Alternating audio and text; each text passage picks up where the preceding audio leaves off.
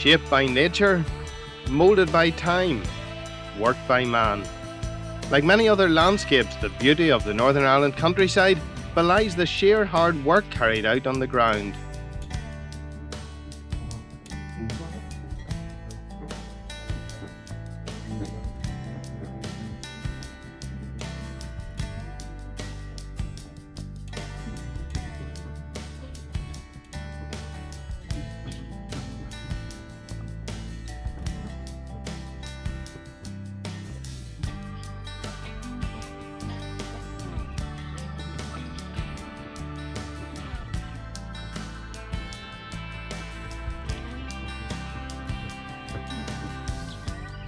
Agriculture is, after all, our biggest industry.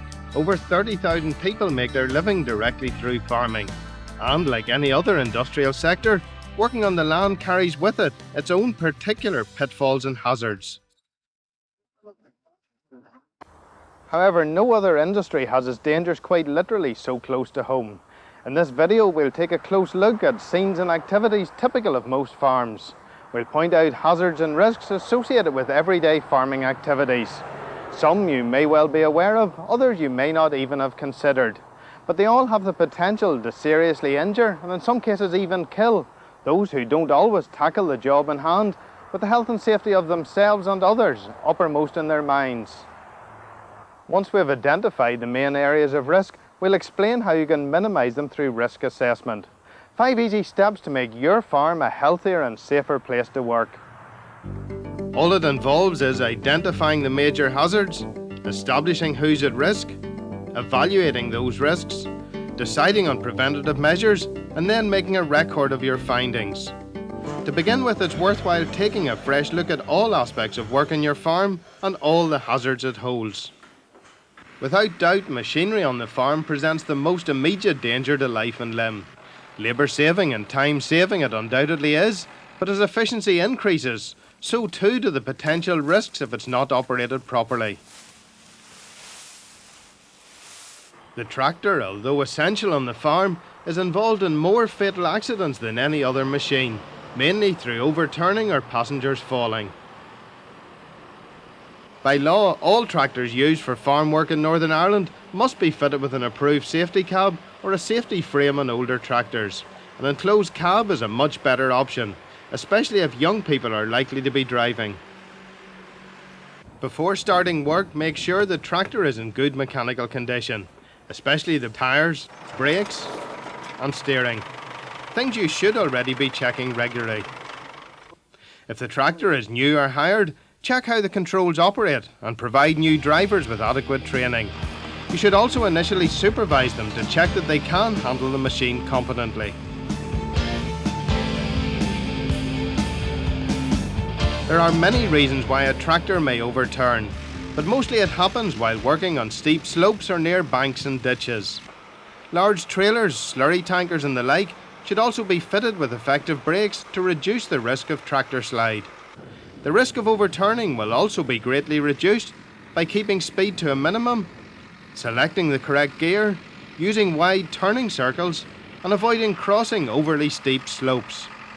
The same rules apply when using quads, an increasingly common sight on Northern Ireland farms. Of course, tractors are not usually designed to carry passengers, and it's practically impossible to carry someone on your machine without there being some risk of them falling.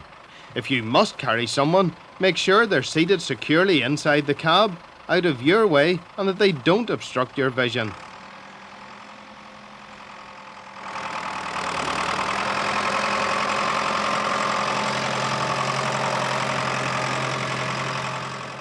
Field machines, especially those driven from the tractor PTO, are another major cause of farm accidents. All these machines are required by law to be provided with guards when sold. These guards should never be removed except to make adjustments or repairs, and then only when they've been uncoupled from the PTO. Indeed, the PTO shaft merits special attention as it's one of the commonest causes of serious farm accidents in Northern Ireland. The tractor PTO shield and the power input connection guard must always be in place, and they must be in good condition. The shaft guard should cover the shaft along its entire length, including couplings and clutches. Non-rotating guards restrained by chains are less likely to be damaged, but the bearings must be kept well lubricated at all times. Always make sure the maker's manual is studied carefully before use and that all operators are instructed in the correct methods of operation. You hold the book, and this here is a safety guard for a PTO shaft. And of course it goes without saying that you should never enter the area between the implement and the tractor unless the engine has been stopped. Linch pin, and that's how you take it off. And there's your shaft. By their very nature, certain power-driven machines carry greater risks than others. Machines with high-speed rotating parts should be guarded to avoid inadvertently touching them. Bystanders should be kept well away from machines like flail toppers, rotary mowers, forage harvesters, hedge cutters and manure spreaders, all of which can propel stones and other objects for considerable distances.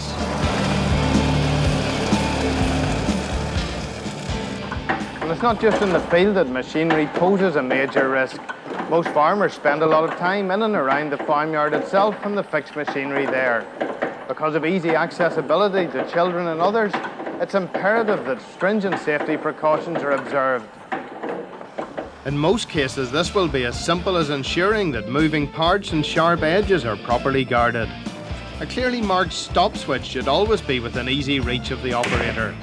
And care should be taken that machinery not in use is all safe, steady and secured. The same applies to the stacking of materials around the farm, such as bales, boxes and fertiliser bags. Again, the key words are safe, steady and secured. If using ladders in the process or for any other jobs around the farm, make sure that they too are properly secured. And as much of your work is likely to involve a considerable amount of manual handling, a special note of caution is needed here. Incorrect lifting techniques or lifting excessive weights are still a major cause of injury. Doing it properly doesn't take any longer and it can save you a lot of time laid up. A dominant feature of most farmyards is silage storage. Here, guardrails and end barriers should always be strong enough to support the loads imposed on them. If a silage clamp without support walls must be used, always ensure that the silage tapers all around to ground level. Remember too that moist grain and forage can generate gases which have no smell but which can suffocate anyone entering the silo. So display warning notices beside each access hatch for the tower silo. Never enter it without thoroughly ventilating it, and even then only with a lifeline supported by at least 2 men. When working with grain or the like, make sure you combat high concentrations of dust by wearing the correct type of protective face mask. Of course, the most common danger from gases on the farm comes from slurry pits and tanks. These are lethal and can kill both people and livestock. Slurry gas is at its most deadly in the first 30 minutes or so after mixing has started, particularly as you won't be able to smell the gas itself. Here are the important points to bear in mind when beginning to work with slurry. Always move animals out before mixing begins. Open all available sources of ventilation to provide a through draft at floor level. Have 2 people present at all times if you have to enter the building when mixing is in progress. Don't stand over the tank openings when the slurry is being agitated. Never enter a slurry tank unless you wear special breathing apparatus and are secured to a lifeline held by 2 people. Avoid smoking and naked lights at all costs, and always make sure that slurry tanks are childproof. Perhaps now's a good time to make a few general points about the overall safety of children on farms. It's a shocking statistic that 1/4 of fatal accidents on Northern Ireland farms each year involve children under the age of 16. Most accidents involve machinery, drowning and falling objects. It goes without saying that younger children should be kept well away from areas of danger. This means setting aside a safe and closed play area. Realistically, it will be difficult to keep them here as they grow older and want to become more involved in the everyday activities around them. But even an early appreciation of the dangers on the farm can instill a sense of wariness as they grow up. So outside their play area, what steps can you take to make sure that your children and children visiting the farm are safe? Obvious measures include keeping children well away from working machinery. Don't allow them to ride on tractors. When not in use, apply brakes securely, remove keys and lower all attached implements. Make sure that slurry pits and lagoons are securely fenced. Keep children away from grain pits and silos. Store pesticides and chemicals out of reach and under lock and key. Label everything clearly and be sure to use the correct containers, as much for your own protection as theirs.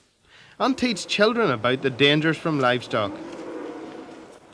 Indeed, on the subject of livestock, this is something that you too should be cautious of, no matter how experienced you feel you are. Bulls always require careful handling, as even so-called quiet bulls have often been known to turn. Stags can also represent a significant hazard, especially during the rutting season. Heifers too can be dangerous and aggressive just after calving.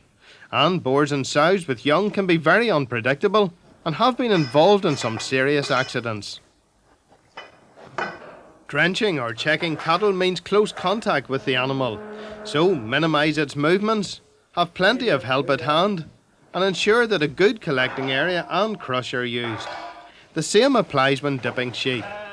Overall, you'll find that good equipment and quiet handling make for the safe control of livestock. On the farm, electricity is a clean and silent assistant, but carelessness turns it into a deadly hazard. The greater the voltage, the greater the risk. All electrical installations must be maintained to the highest possible standard. That means using a qualified electrician is definitely not a do-it-yourself job. Because of everyday exposure to the elements, waterproof switches, sockets and light fittings should ideally be used in all farm buildings. Portable tools too are a frequent source of accidents. Never use extension leads unless you really have to. And never extend leads. One day they may end up crossing a puddle. Always use an RCD, which will cut off the power if a fault develops. If you haven't done so recently, make a point of having your electrical circuits checked by an electrician, and do so on a regular basis, at least every 3 years or so. In the yard or out in the field, check that machines and equipment which have to pass below overhead lines have adequate clearance. All too often, ignoring the basic rules can have fatal consequences. So there you have an outline of some of the more obvious issues to consider when completing a risk assessment for your farm.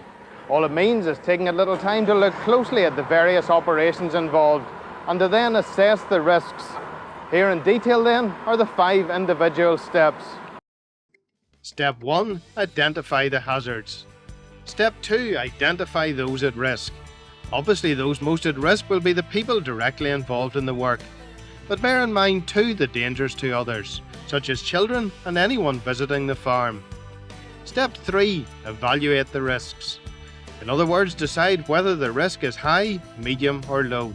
Then ask yourself if you have done everything the law requires you to do. But don't stop there, because the law dictates that you must do all that's reasonably practicable to keep your farm safe. Step 4. Decide on the preventative measures you need to take, communicate them to those involved, and act upon them. And Step 5. Make an accurate record of your findings, remembering to update them regularly. All in all, simple common sense applied in a systematic way, and 5 simple steps that will make your farm a healthier and safer place to work. Take care.